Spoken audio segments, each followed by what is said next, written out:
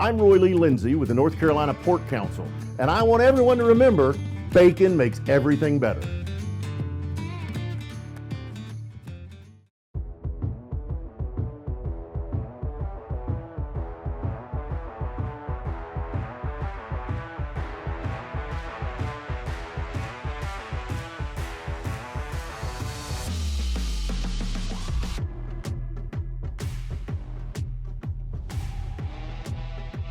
Welcome back into the Tobacco Road Basketball Show. This is Timeout on the North Carolina Sports Network. I am Mike Waddell, your host, and joining us as always are our two experts. For 38 years, he's been covering the Atlantic Coast Conference, David Glenn, and a former Division I head and assistant basketball coach in Kerry Keating. As always, our show is brought to you by the North Carolina Pork Council, the pork industry, a $10.4 billion business employing more than 44,000 of our fellow North Carolinians. And Kerry, David, it's time for our big thing of the week, something that's been on your mind that you could not wait to talk about here on this week's edition of Timeout. David Glenn, we'll start out with you.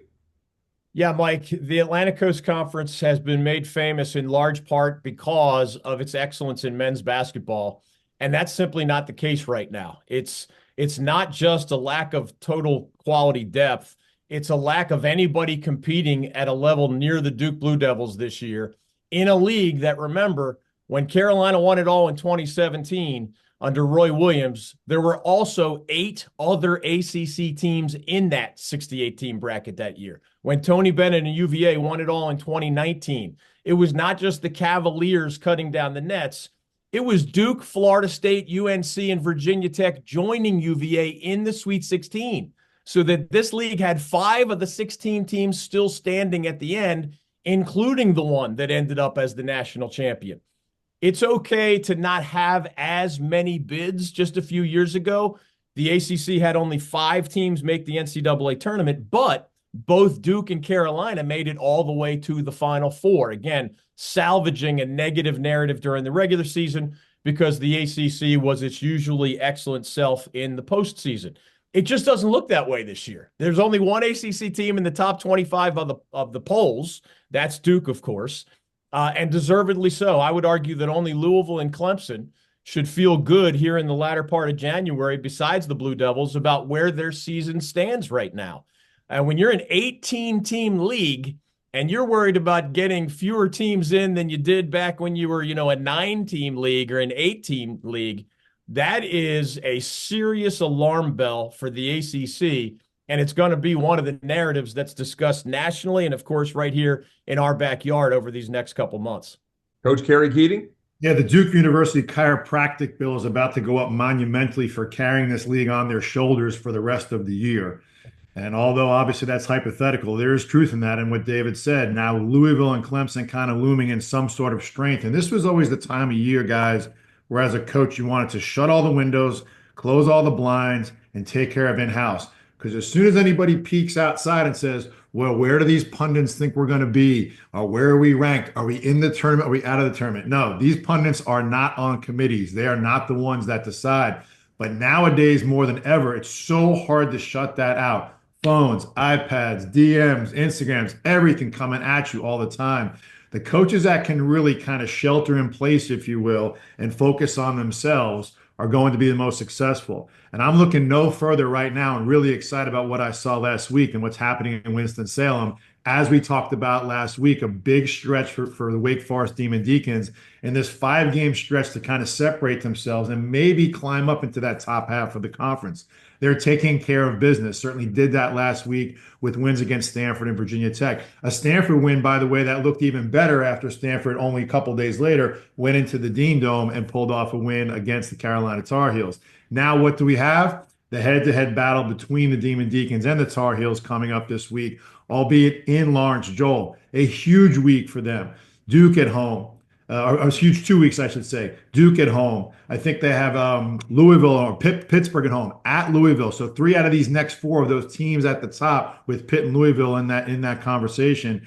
And if Hunter Salas can continue his play, which to me, and again, all apologies here, as the kids like to say, I'm sorry. I didn't recognize you had that ability. So enter Hunter Salas back into the top 5 conversation. Ian Jackson takes a little bit of a backseat to that. Really, really impressed what I saw. Really excited about this game on Tuesday. Excited to talk about what could come out of that based on the common opponent that I saw last week, both in Stanford at Wake and at Lawrence Joel against the Demon Deacons.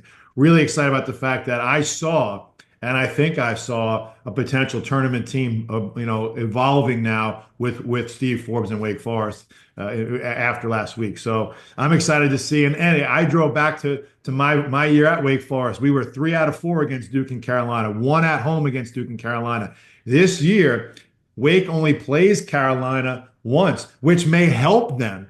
They actually get Duke twice, and even a loss against Duke, one of those two, will actually help Wake.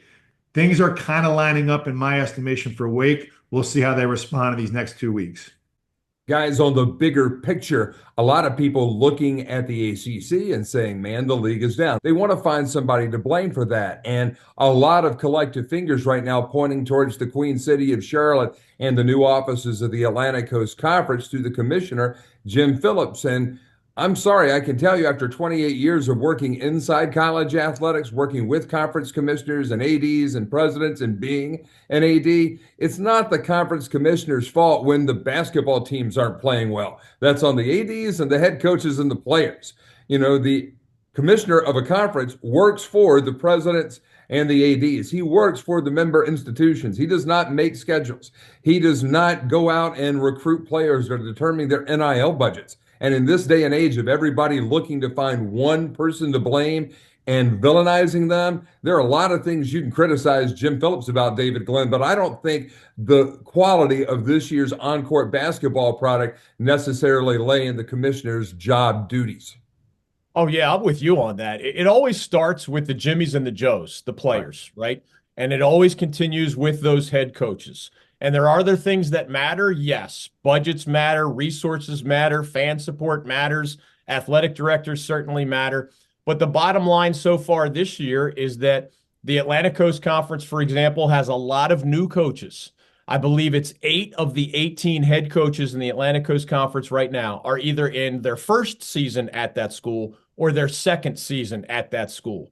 And I believe of those 8, which is almost half the size of the league, only Pat Kelsey, the first-year coach at Louisville, is in position to take his team to the big dance. That means to varying degrees, the other 7 are either the middle of the pack or maybe the bottom third of the ACC. We also know that other schools and other conferences are doing a better job of throwing around name, image, likeness money.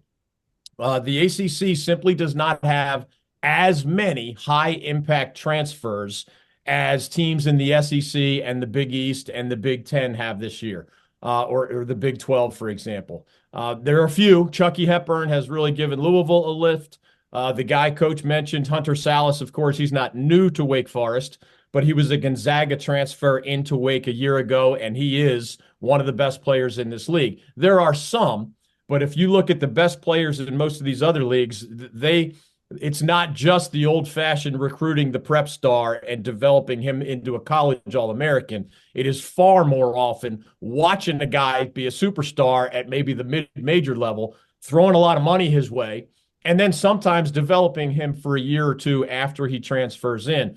Other coaches and other leagues are doing a better job at these things than the ACC, and that's certainly not any commissioner's fault. The original Saltworks has become a legendary breakfast, brunch, and lunch place in Wilmington for both locals and out-of-town visitors over the last 50-plus years. Our good friend Bob Hubbard owns the place, but he's also the one cooking your food and often roaming the dining room to greet you with a smile and to make sure your visit is a great one. Bob has been running the show at this unique roadside diner for more than 20 years now, and he and his friendly, hardworking staff aim to treat you like one of their own. Try Bob's homemade omelets, or special recipe grits for breakfast, or his legendary cheeseburgers for lunch. The original Saltworks, your breakfast and lunch choice on Oleander Drive in Wilmington. The Lawson Insurance Group in Raleigh is a family-owned business led by 3 actual brothers who happen to be huge sports fans. Ken Lawson, Miller Lawson, and Michael Lawson. I know these guys. I trust these guys, and I send these guys my own insurance business and that of my family. The next time you have insurance needs, I hope you'll do the same. The Lawson Insurance Group is known for its commitment to community and its dedication to ensuring that North Carolinians and their businesses are prepared for life's inevitable challenges, with the reminder that as a high street insurance partner, Lawson Insurance Group offers local expertise and support that, combined with High Street's extensive national resources, means more choice and support for you as their client. To learn more, search Lawson Insurance Group online. The Lawson Insurance website will be the first link that pops up.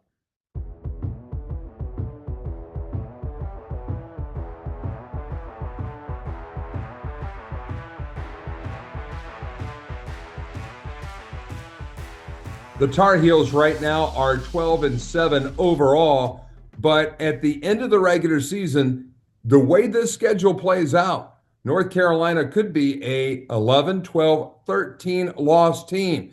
David Glenn, Kerry Keating, would a 12-13 loss North Carolina basketball team be NCAA tournament worthy? You know, I'd start out by saying no, just on the heels of what David just spoke about. And I hearken back to the Warriors' time in my California days when their mantra was strength in numbers.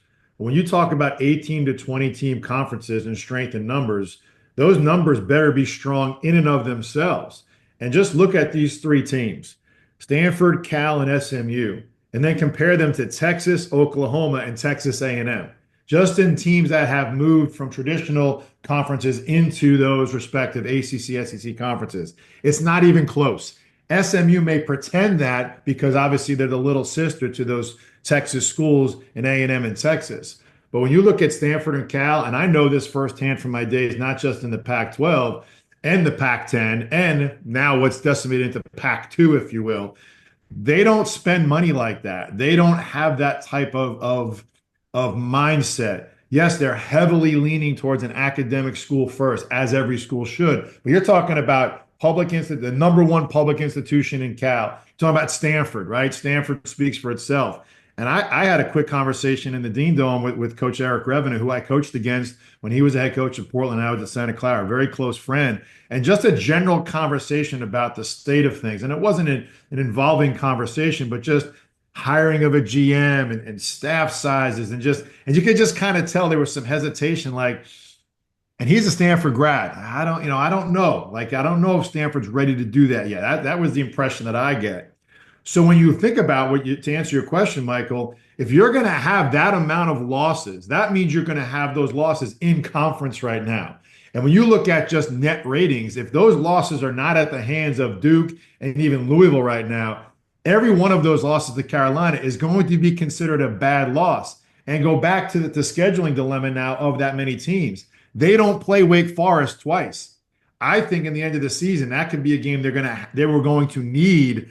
As it all plays out, that would have been almost a win and in type game, whether it's in the ACC tournament just as the brackets fall or in the regular season. That's a team. I think these two teams starting tomorrow are going to end up right in that middling area. And again, close the windows, don't look outside. But if you do look outside and you're an 8-9 seed, where the pundits say, and even if they just kind of slot it based on the rankings, that's not a good place to be, because once you start getting down close to 10 and 11, you're in that last four discussion.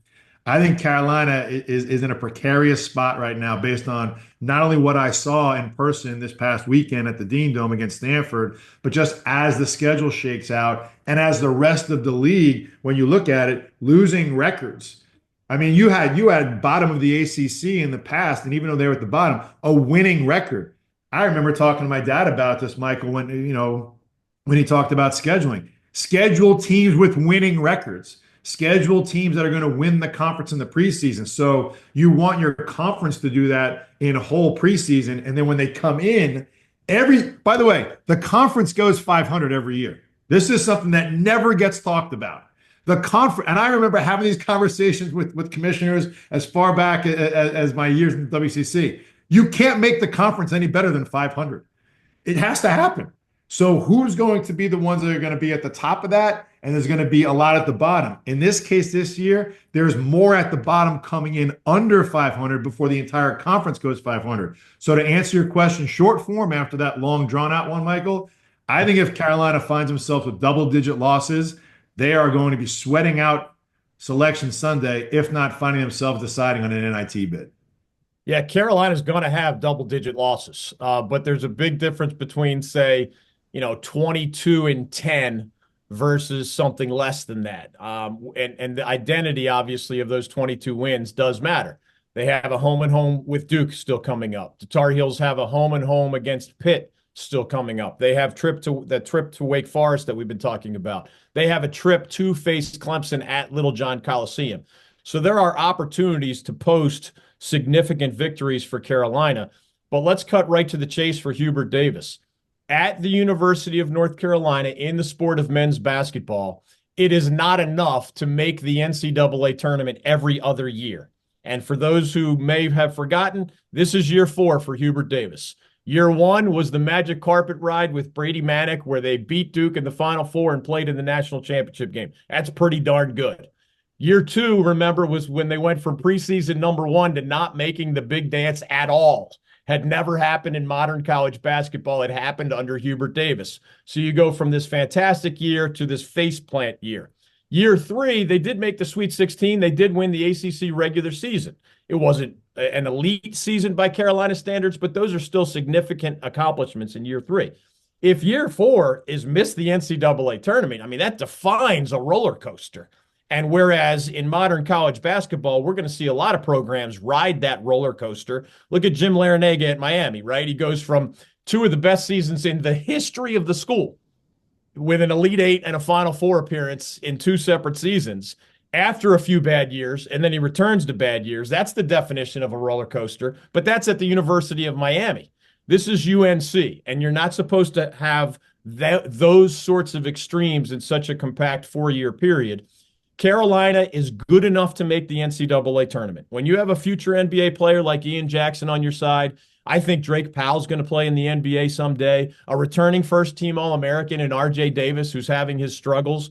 A returning starting point guard in Elliot Cadeau. Seth Trimble, a very improved player. These are the elements of an NCAA tournament team. And I'll give Hubert Davis credit. Even without a traditional big man or a traditional rim protector, he actually has the Tar Heels playing pretty good defense most of the time. It's one of the reasons Carolina is still in the upper portion of the ACC standings. But Carolina's offensive chemistry is just not very good. They don't get each other open shots nearly enough. They're a really poor three-point shooting team in conference play, even though they often have 4 guards on the floor, which is an odd combination. It's Hubert Davis's job to get these Tar Heels into the NCAA tournament. I personally think they have enough talent to join Duke and Louisville and Clemson and probably others in the big dance come Selection Sunday after the ACC tournament. But there's a lot of big games between now and then. And the bottom line is if the Heels don't continue to get better, they're going to be on the outside looking in. If they stick together, play together, and improve that backcourt chemistry, then I still think they have more talent than most in this league, and they would get to that 3rd NCAA tournament in 4 years under Hubert Davis. We've talked about that before in terms of the Carolina system implemented by Coach Smith, carried on by Coach Williams, kind of used a little bit by Matt Doherty and Bill Guthridge, but really not used in whole by Hubert Davis. Whereas that could be an answer, a large part of that being the answer is the personnel that you have. And that personnel, as we discussed, requires 2 big men, at least 2 of the same big men that can play in the same position. Washington and Lubin may not be of that ilk just yet. Whether they develop into that or not remains to be seen. But from my vantage point, I think if you're making an adjustment, if you feel the need to make the adjustment just from a simple tweak from a Carolina offensive standpoint, in the beginning of the game, if you didn't know any different and you had some semblance of an idea of how it works, you would think R.J. Davis is the point guard. And I actually think that's what they need to do now. I went last week and talked about R.J. being an attacking guard, getting to the free throw line from a scoring perspective. But early on, and this may just been a result of how Stanford plays. Stanford plays a switching 1 through 4 defense, and they protect Reynaud by having him in drop coverage. Drop coverage meaning he's not going to go out and pressure a 5-man. He's not going to go out and hedge a ball screen. He's not going to double. And they need to keep him on the floor, and that works for the most part. And Stanford will mix in a 1-3-1 defense, usually after timeouts or maybe after a run, to kind of throw the other team off. And only once against Wake did they use that. 5 times against Carolina, 4 successfully, and 3 of them after timeouts. And I'm going back to the point about RJ. 4 assists in the first, I think, 8 or 9 minutes of the game was really good. Not Hunter Salas good, and the clinic that Hunter Salas put on against the ice ball coverage against Reynaud to the tune of 30 points, and I think 20 in the second half, 16 in the last 10. But RJ looked under control. He was getting to the rim, and Lubin and Washington can catch and make layups. Even though the one layup that Washington didn't make in the second half resulted in him not playing for the rest of the game because Hubert just lost his mind and he went with Lubin the rest of the way. I think the switch here is to put the ball in RJ's hands earlier.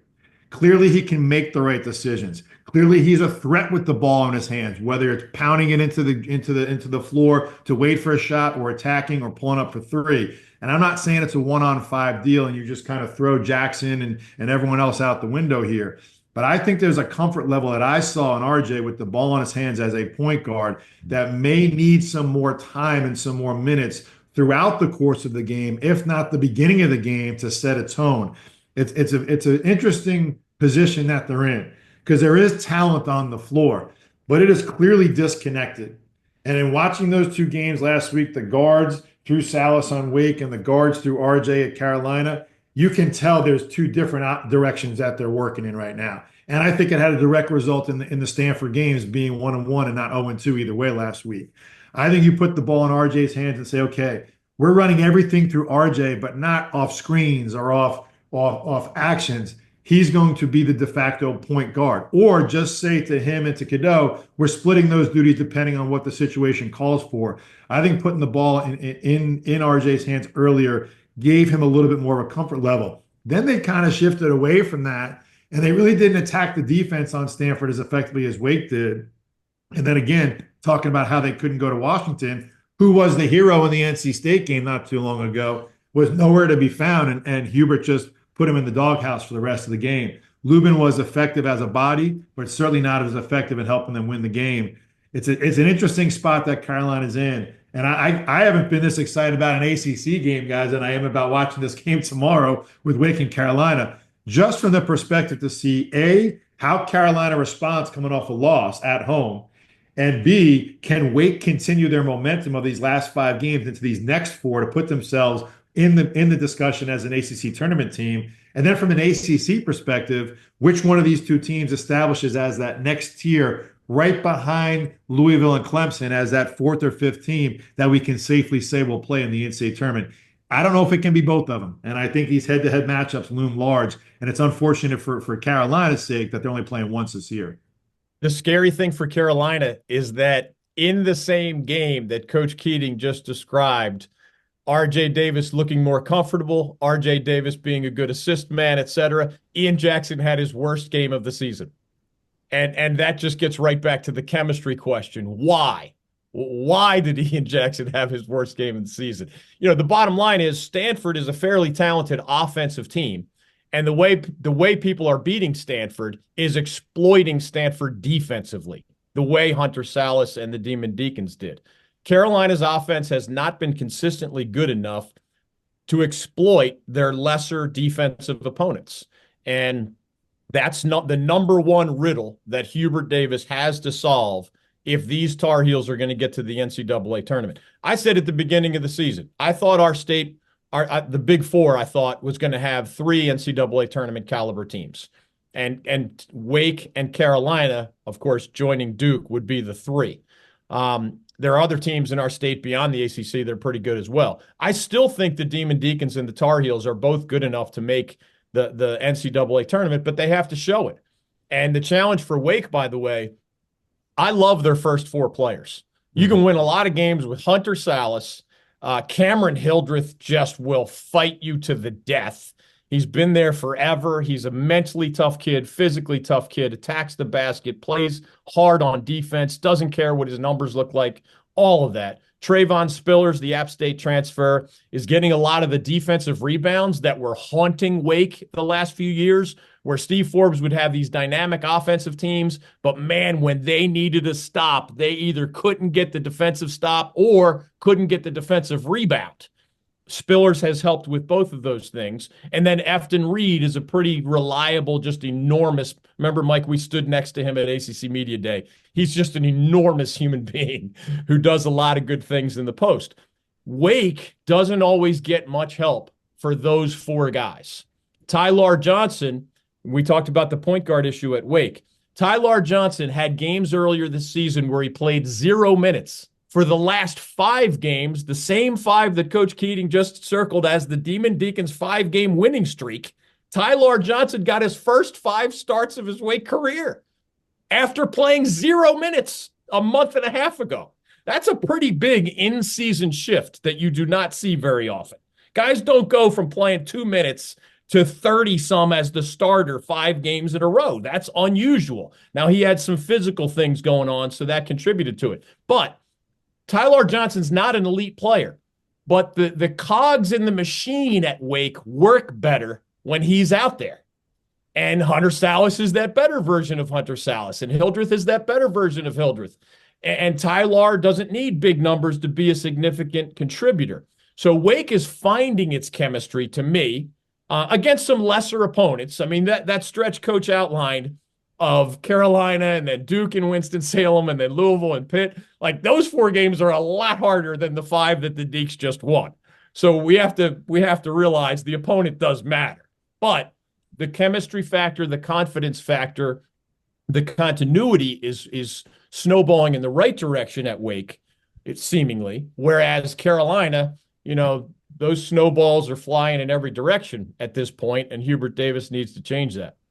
I am a better person and a more effective business owner for having known and learned from Emily Parks over many years now.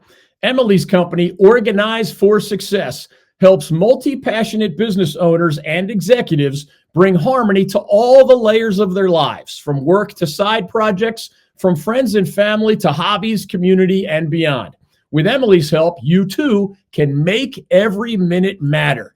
She helps you determine what earns your time and how to efficiently accomplish what matters. One of the many things I love about Emily is that she does not impose her will on her clients. She listens to them. That way she can better help them cultivate the lives they want to live. You can set up a complimentary call with Emily today by visiting organizeforsuccess.com. This segment brought to you by our great friends at Atlantic Tire and Service, where DG and his family take all of their vehicles for routine maintenance, service needs, and a world-class selection of new tires.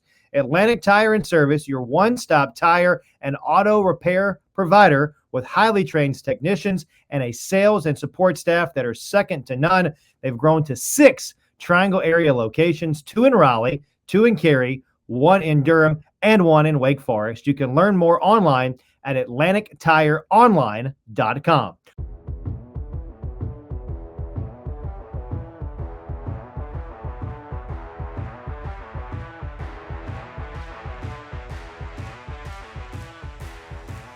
SMU is at NC State this week. Cal and Stanford were in the Triangle over the weekend, and they both won. But one of the big topics that we're seeing right now in college basketball is about these newly expanded conferences, guys, and how schools from the West Coast are having to come east and east are having to go west. Travel has all of a sudden been dubbed as a big concern for everybody. But Kerry, these kids have been traveling like Magellan and Vasco da Gama ever since they were knee-high to a grasshopper on the travel ball and AAU circuit. David, you've seen this evolve and impact the ACC through various levels of expansion over your 38 years of covering the league. Is this really a travel issue, or is this an excuse issue as we sit here in 2025 in the land of quick travel, 5-star hotels, and immediate communication on your social media? I'll let the guy who lives on the East Coast but was the head coach at Santa Clara for a long time. Start this one. Go ahead. Check your watches. That was the biggest thing. And I remember when we did some sort of travel, when we had to go out more than 2 time zones, we contemplated not changing the clocks.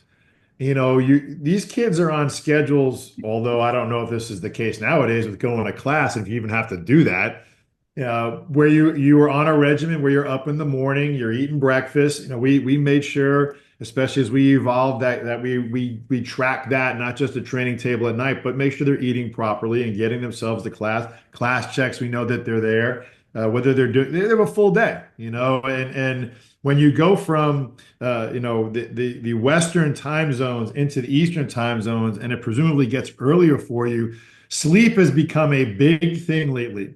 And it always was. I'll go back to when I was a head coach, and this was our second year at Santa Clara. I think it was 2008. And I had my guys wearing at night monitors just to make sure we were not tracking whether they were sleeping or not, but just to get more readouts that now have become something where they're doing it 24/7. I feel like we were a little bit ahead of that. So much so that I actually found a kid was sleepwalking, and I didn't even know it, by the way, because it was a step tracker. I'm like, where are you going at 4 o'clock in the morning? Are you hungry? He's like, I don't know. I'm not getting up. We found out he had sleep apnea and he was sleepwalking. So sometimes it's a good thing. But guys, I think if you win the game, it's not an issue. That's the bottom line. I mean, in coaching, you're always looking for something to deflect. And if it steamrolls into a couple of losses, well, you're going to find the head coach at UCLA trying to get a job someplace else by blaming the time zones, which are not the way to do it. I think we went away from not changing the clocks to just being very deliberate in what time the games were starting. And TV can dictate that a lot. And you don't want to be a West Coast team necessarily playing a noon game on the East Coast, but you can't stop if you're going to be only on TV a certain amount of times. But I'll say this, I went back, especially in our UCLA days, when the guys would kind of worry about that, to say, hey guys, let me tell you where you don't have a choice. It's in the NCAA tournament, and if you're in a certain region and it's at a certain time, which we know those games run all day, and you just want to remove all the excuses for the kids. And to your point, Mike, especially now, more than even 15 or 20 years ago, these kids are playing games at 8 in the morning, 10 at night. They're accustomed to playing at different times, although on a different level once they get to college as opposed to AAU. But you just want to make sure that they understand how to manage it properly. And that goes from now everyone's chartering. There's no way these discussions weren't had before they decided to go to these mega conferences and just at the expense of time zones. But I tell you, it does have an effect on kids when they're going back and forth a couple of times. This is where Stanford and Cal, and I actually looked at that, I think to Mick's point, the East Coast teams going west, not as much as the West going east. Certainly the case in the ACC with Stanford and Cal. It's an easy commute, if you will, when you're in the LA schools 12 miles apart. When you're in the Bay Area schools, you could stay at the same hotel in the Bay Area. Traffic may dictate that you don't want to do that to get to the game, but it's not like you have to take these hour or two long bus trips in between games. So you're basically making it a one-stop shop. That can happen here in the Triangle, obviously in North Carolina, for when those teams come here. It's an easier commute from Wake as it is into RDU here, but I think in the long run, it's a much ado about nothing. You show up and you play, and the kids are ready to play. At the end of the day, the kids are going to play. I think that's a coach looking for a reason why his team isn't playing well. And again, if he had won, it might be a footnote, but it wouldn't dominate the press conference. Yeah, to me, Mike, two quick things on this topic. Number one, the wise guys in Las Vegas have actually studied this over the years, right? And what they'll end up saying is, just as in every sport, there is a home court advantage, home field advantage, which means there's a visiting team disadvantage of some size, right? They've studied what happens in maybe an NFL context when that team does have to fly 3 time zones and then play on the road. And I think one of their conclusions is the away team disadvantage is slightly larger, right? Like, it's just statistically slightly larger, not night and day difference, just a little more one more layer of your complicated cake. to try to win on the road. But the other point I wanted to make, flashback to ACC Football Media Day, where we got to speak with Cal head football coach Justin Wilcox, really erudite, high IQ guy, son of a football coach, really just an engaging personality. And he described, I mean, I fly, but I fly mostly commercial. I mean, I'm not aware of any future. I'm not on private planes very often. I'm just not exposed to that world. Coach Wilcox described like a futuristic, the planes that these guys are flying at the highest level. It was almost like, you know, number one, they're made for large human beings. He was describing essentially a pod inside a private plane where the 7-footer ducks in, and he's got his own private music. He's got a soundproof little capsule. And I mean, if you're going to sleep, that's not a bad way to go. So it's not like these guys are, yes, I'm sure there's some kind of biorhythmic impact, right? But man, they're doing everything they possibly can to minimize the negative impact of this and to maximize essentially the luxury of it and even the science of it, so that you might lose that game, but it's not going to be because you're tired, because your body clock is off, or all the other things that, again, can be used as excuses. Maybe occasionally, some kid doesn't sleep for whatever reason and he's not himself. But, I mean, why was Ian Jackson bad against Stanford? He slept in his own bed. Like, weird stuff happens, right? So, yeah, it's probably much ado about very little is the phrase that I would borrow. And it still comes back to execution and talent and experience and depth and chemistry and all the other things that we're talking about in every game, home or away. Michael, I will say this one thing, not flying private versus commercial with a group. There is a level of stress that is removed on the coaches for that. There's take the kids and take the coaches. And from a planning standpoint, this is always coming up when these transitioning conferences were happening. Are you chartering? Are you not? There's a cost involved. If a team invests in chartering, this came up in the WCC. The only team that was chartering was Gonzaga. And then BYU came in. And I remember one year we were a traditional Thursday, Saturday schedule before BYU. And then BYU couldn't play on Sunday, so we couldn't move some of those games to Sunday. So now all of a sudden we had a Thursday, Saturday, Monday. And I bring this up as a point of reference here. BYU flew into the Bay Area to play, I think, St. Mary's on a Saturday. And I think we were at San Francisco, or maybe one of the LA schools. We had to play BYU on Monday at BYU.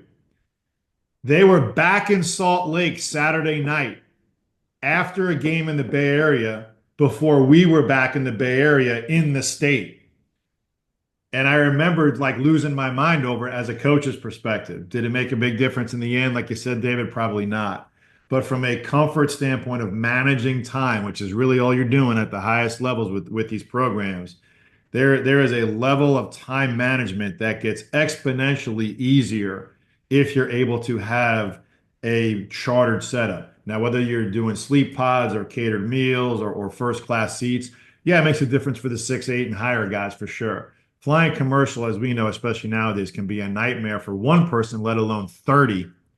And you want your team to eliminate all those distractions. I think from that standpoint is where it makes a difference. Then you see if it makes a difference in the game. It's not in the other order. I think it makes a difference in getting there, but in terms of the game, like David said, did make a difference. There was a guy sleeping in his bed, 15-minute walk from the gym the other day. So players are going to play, but the creature comforts, but from a management perspective, I think it makes a big difference as you're managing your time and the team to get them to the game for sure.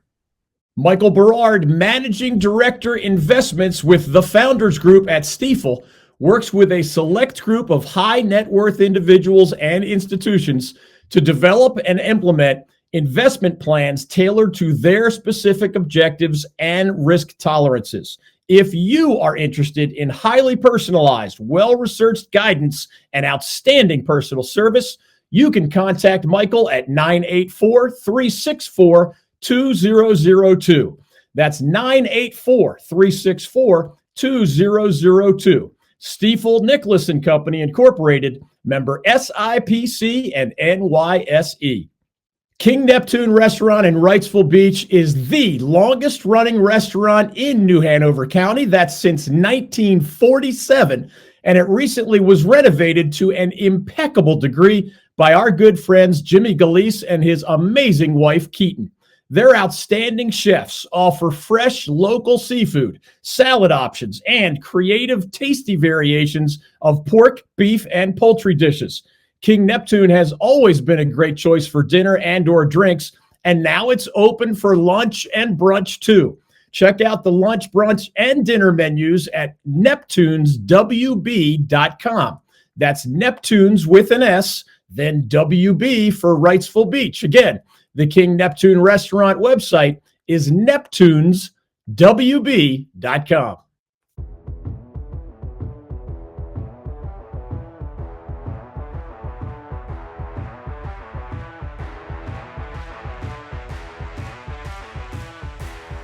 Jimmy's is the place to be in Wrightsville Beach 365 days a year. They have live music, great drinks, and great people right there. It is Jimmy's. David, I know you and I wish we could be at Jimmy's every day of the year. Carrie, we got to get you down there. But right now, let's go to where Jimmy Galeese really likes to think about his college basketball, and that's on Tobacco Road. This is Time Out, the Tobacco Road radio show, and our weekly attempt at ranking the four teams in the Big Four. Duke, Wake Forest, NC State, and North Carolina. Guys, let's start out in the 4 spot. David, we'll let you go first. Who's in number 4? Yeah, this is a no-doubter for me. It's NC State. You know, we got asked the question earlier this season here on Time Out, was the Final Four run and was the ACC championship last year under Kevin Keatts a fluke or more of a sign of things to come? And we all agreed that it was far more likely to be a fluke. And here we are. And the bottom line to me is that it's not that State is a bad team. It's that State doesn't have an elite player. Marcus Hill is a good player, the transfer from the Mid-American Conference, but the Pack has lost 5 of its last 6 games, only win being by 1 point over Notre Dame in Raleigh. They just let the Cal Bears travel, cross country and steal a game in Raleigh. To me, they're not elite defensively. They're not elite offensively. They don't really have kind of a go-to rock to depend on. They certainly don't have a dynamic player like DJ Burns in the post. I don't even think they have as dynamic a player in the backcourt the way DJ Horn was for the Wolfpack last year. So it's a middle-of-the-pack team. And in this year's ACC, if you're middle of the pack, 8th, 9th, 10th, 11th in this league this year, you're not even going to be close to the bubble on Selection Sunday. I'll go with number 3, and it seems like this may change as we go through the next 3 or 4 weeks, especially depending on this week in the head-to-head matchup. But just based on last week and what I saw, I think maybe it's a 2A, 2B type deal, Wake and Carolina. But I think as of today, Carolina is kind of looking behind Wake just slightly. They can kind of see him in the rear view right now. They're in the same lane, if you will. Talent-wise, we talked about how Carolina has it there. There's a connectivity issue that's at Carolina that doesn't seem to be at Wake right now. David made mention about the lineup changes that Steve Forbes has made successfully in these last 5 games. And obviously Hunter Salas is playing within himself, not forcing the issue too much. He's letting the game come to him through his teammates. They seem to have a little bit more comfort level in their bigs right now. So when you just look at a personnel standpoint, talent-wise, man for man, Carolina may be ahead of it 1 through 8 as far as Wake is concerned. But from a team perspective, I think obviously in the last 2 weeks results speak for themselves. Wake has put themselves in a position to be number 2. I think Carolina is that 3rd team of the 4 if you ask today. I would probably tweak it. I think if Wake and Carolina played twice, they would split. Probably each winning on its home court. So we'll see how that game this week plays out. But I think they're very similar. If they get better between now and Selection Sunday, either or both are going to make the big dance. If they fracture, they splinter, they point fingers, they don't improve their chemistry, they're going to end up in the NIT if they're willing to take that invitation. And obviously, there's a lot at stake for both guys. Steve Forbes has now been there for 5 years at Wake Forest. He has had a couple of fifth place finishes. Usually, fifth place in the ACC is an NCAA tournament invitation. It was not for Steve Forbes. He has a possible first round draft pick in the NBA in Hunter Salas back for his senior season. He needs to cash in his chips. You know, when you add Salas with the App State transfer, Trayvon Spillers, with the other Gonzaga transfer, Efton Reed down low, and then a homegrown player like a Cameron Hildreth, you have to cash in. I do wonder, the Deacs don't always get much from players 5, 6, 7, and 8. They really need someone from that group to just be a more consistent contributor. Because as much as the Tar Heels have their own problems, you know, Van Allen Lubin's going to give you something coming off the bench most nights. The extra guard, whoever it is, sometimes it's, you know, Seth Trimble is going to give you something off the bench for the Tar Heels. So I think they're both pretty solid teams defensively. Wake is probably the better team offensively right now, largely because of Hunter Salas, maybe also because of the Tylar Johnson factor, you know, allowing the cogs in the machine to work more smoothly. And I'm looking forward to that matchup in Winston-Salem. Both teams know that this is exactly the kind of resume builder that they need and would end up being one of their half a dozen or so best victories probably at the end of the season. Quick postscript, the Michigan win for Wake continues to look really, really good. And, you know, those are just jewels come Selection Sunday if you're a bubble team. Wake has that Michigan win and will have it in its deck of cards, so to speak, if they need to play that card on Selection Sunday. Carolina's two best non-conference wins, UCLA and Dayton, both of those teams have struggled a little bit since the Tar Heels beat them. That's not what you want to see. If you're a bubble team, you want the best opponents that you've already defeated to go on to great seasons. And that magic is working for Wake. That Michigan win is going to matter a ton. The UCLA and Dayton wins, man, Dayton's kind of gravitated toward the middle of the pack in the A-10, and UCLA's kind of settled into the middle of the pack in the Big Ten. That's not what the Tar Heels wanted to see, given that, you know, there are no more non-conference opportunities. So those are the two best that the Tar Heels have to offer, and they just don't look as good here in late January than they did about a month ago. Right now, John Shire and his group really isn't one of those that is at the drawing board trying to figure out what works. It's working pretty well. The question for me is, how can John Shire keep his team level-headed, focused, and there for the long term? I think if you're John Shire, you don't want to remove the team from what's happening in the ACC, but you're clearly a 1 or 2 seed as it shakes out. You have the talent. You have an emerge. It's crazy to think that you can talk about Cooper Flagg emerging, but he's emerging on top of his emergence right now.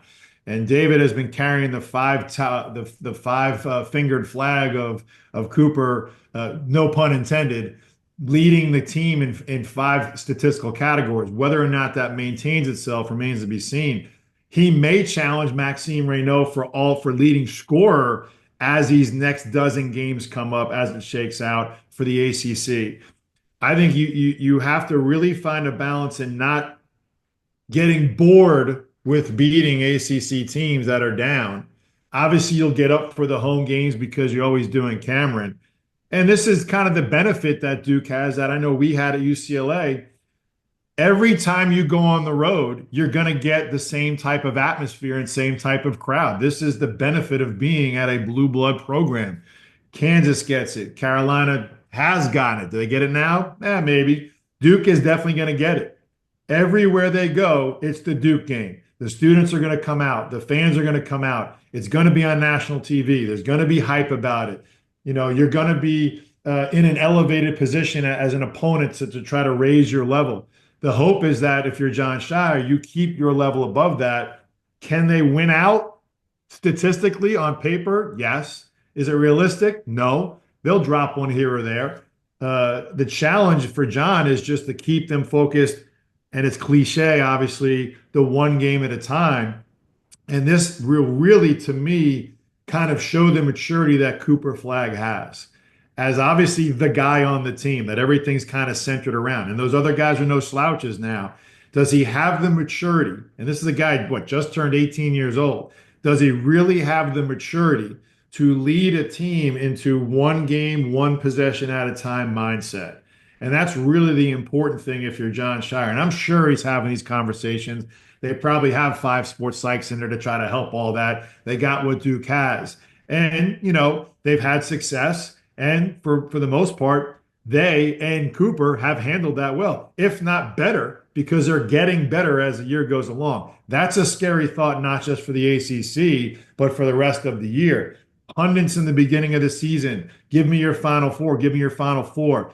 Yeah, the Dick Vitale's world that really liked Duke may pick Duke out of that four, but there weren't a lot that were saying Duke. There were a lot that were saying Kansas. There were a lot that were saying, other teams that they may be more familiar with. Now it's like everyone's got Duke in the Final Four. So they're clearly elevating them to a different level. The challenge internally, Michael, I think, is for Jon Scheyer and Cooper Flagg to keep the team focused. And knock on wood, this goes without saying, as you mentioned, middle of January to middle of February. Health will be the biggest determining factor in whether Duke can continue this march. They just lost Brown for 2 weeks, obviously one of their better defenders. They've got to keep their best players available. They have to stay healthy. This is where you whittle down on your practice time if you're a coach. This is where you get more individual reps. And this is where you keep the team kind of focused on the task at hand, which is one game at a time.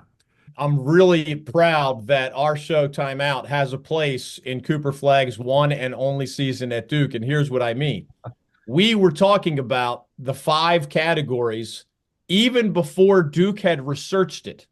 So I called up my phone because I was exchanging texts with Kyle Serba, who's brilliant at what he does, Duke's lead media relations person for men's basketball at that program. And he's like, DG, we're still researching this stuff as you guys are discussing it. The long story short is their research led to, for example, Flagg is the first ACC player to lead his team in those 5 categories over a full season if he finishes the job. There's a chance, Malawach will catch him in block shots, but I think he's going to have the other 4 categories. But if he pulls it off, first ACC guy to do it in the last 25 years, the only college freshman ever to do it since for a long time, steals were not even an official category, but that came along in like the 70s. So let's say the last 50 plus years since they started counting steals and block shots as official categories. The only college freshman who's ever done it for a full season was Ben Simmons of LSU, who was an unusual player, right? Like 6'9" point guard with an unusual skill set, but he was on a bad team.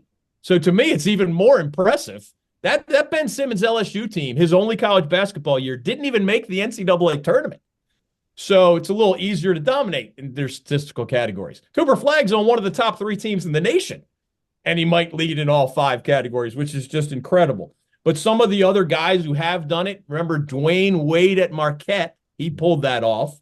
A guy named Royce White at Iowa State pulled it off. There have been Duke guys like a Christian Laettner or even recently Kyle Filipowski who led 4 of the 5. But it just 4 of those 5 categories for the season. But it just shows how incredibly rare it is. Bonzi Wells was the guy who did it, if you remember him, from Ball State. CJ McCollum, Duke killer for Lehigh not long ago. Well, I guess decade plus now. Anyway, those are some other guys that have, for the season, led all 5 categories.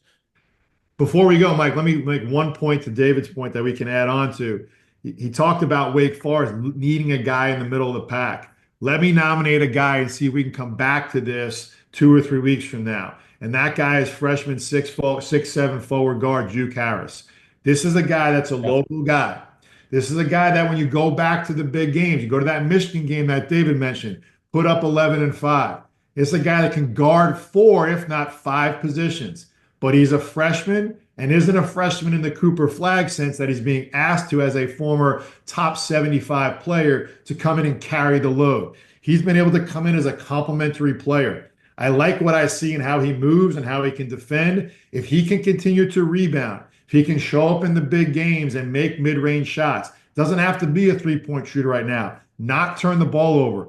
Be reliable that Steve Forbes can give him some more minutes. His size alone and his ability to produce, and you look back at some of those big games, he's had double-digit scoring games.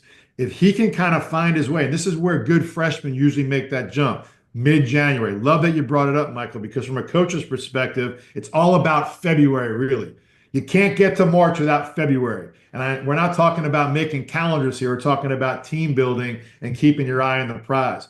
Well, these last 2 weeks of January, and as I mentioned, we lost a year that we should have gone to the NCAA tournament at Tennessee with Buzz, because when the first bracketology came out in the middle of January, we were in the tournament, quote unquote, and it never happened. We got caught looking at it. This was at the age when all this stuff became available. Now, I think in Wake's case, you don't want your freshmen to kind of think they've arrived. You want to think that they know what they have to do to get to where they have to go. I think Juke Harris is a classic nominee, to David's point, as who's going to be the guy at Wake that can bridge that gap between the top 4 and number 8. Juke, I think, in my mind, has a chance to show up in these big games. And will be interesting to see as we revisit this if he's actually made that step to help Steve and the Deacons take a step. One thing I like about Jon Scheyer is in a game, Duke is leading by 15 points. With all of us watching on TV saying, the outcome has already been determined. If, let's say, Rain Smith, this is Louisville's guard, right? He's a veteran. The dude can absolutely shoot the rock. He's a lefty. If you give that guy a look at the rim from 24 feet, he is going to bury it in your face and laugh on his way back down the court. I mean, he can flat out shoot the rock. Even if Duke's up 15, if whoever's assigned to Rain Smith left him and maybe doubled or whatever, and Rain Smith gets an open three-pointer in a 15-point game with 8 minutes to go, Jon Scheyer might call timeout and raise holy hell like the world is ending. And that is his way in a year where he knows he has the best team in this league. He knows in the worst case scenario, they're going to be 17-3 in conference play. In the best case scenario, they're chasing the first 20-0 in the history of ACC basketball in conference play. He knows that. But if he sees little things that in a Sweet 16 game might mean the difference between advancing or getting your ass sent home because a couple of little things weren't done properly, he is going to raise holy hell in his own way, the way Coach K for decades was much more provocative about those types of things. I think Sheyer's way can work just like Coach K's way worked. And quick PS, I think the fact that Sion James, right? Great player at Tulane, led the team in scoring, probably led multiple categories. He's a physically imposing, mentally tough, doesn't seem to care about his numbers, but can deliver numbers if they need it. I think a guy like that, who's been around the block 5 times as a college basketball player and has never experienced the Duke spotlight home or away, I think a guy like Sion James or a Mason Gillis, the Purdue transfer, Malik Brown's only a junior, I think, the Syracuse transfer, but still, a lot of coaches will talk about how the worst thing about freshmen is that they don't realize how rare opportunities can come along, right? Those fifth-year guys, they understand. The real world is staring them in the face. And Sion James or Mason Gillis is not going to let a mental lapse by one of those talented freshmen be the difference between them realizing their dreams or not. And their dreams are way bigger than an ACC regular season title, way bigger than an ACC tournament title. But it gets back to playing that game where if somebody takes a possession off, even though it truly doesn't really matter against Louisville in a blowout victory, you have to make the point that we need to care about all of those possessions. Otherwise, we're just maximizing the chance that somebody catches us on a certain day and we're biting our fingernails in a one-possession game with 18 seconds to go. John Shire's biggest job. All these other coaches we're talking about have much more complicated jobs, personnel-wise, chemistry-wise, etc. John Shire's job is to emphasize the value of every possession, even though those Duke players are smart enough to know that going into virtually every game, they're significantly better than the team they're trying to beat. But they can only cut down the nets or win another national championship if they stay really good at those little things along with the obvious big things. That is David Glenn. For Coach Kerry Keating, I'm Mike Waddell. Thank you for tuning in to Time Out, the Tobacco Road radio show presented by the North Carolina Port Council. Be sure to check us out at our website, ncsportsnetwork.com, and then follow and subscribe on our YouTube and other social media channels at the NC Sports Net. We have so much still to come to you during this 2025 portion of this 24-25 basketball season, and you'll get the best information right here. Journalism straight from the coach, straight from the scribe, straight from the source, right here on the North Carolina Sports Network.